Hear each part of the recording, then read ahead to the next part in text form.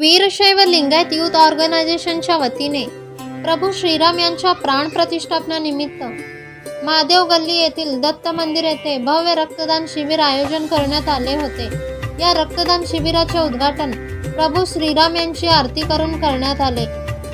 शिबिराच्या उद्घाटन प्रसंगी डॉक्टर प्रकाश घटोळे, डॉक्टर शैलेश पाटील, लीगचे अध्यक्ष मनीष काळजे, केदारनाथ बिराजदार, आनंद मुस्तारे, गणेश चिंचोली, मेहुल भुरे यांची प्रमुख उपस्थिती होती।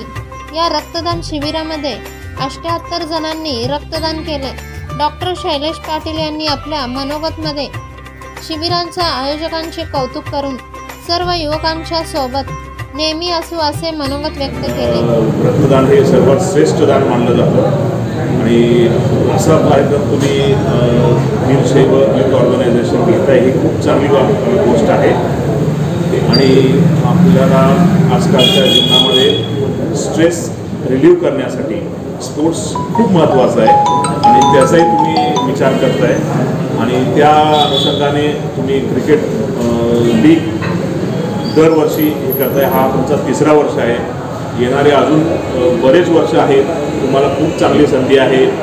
तुम्हाला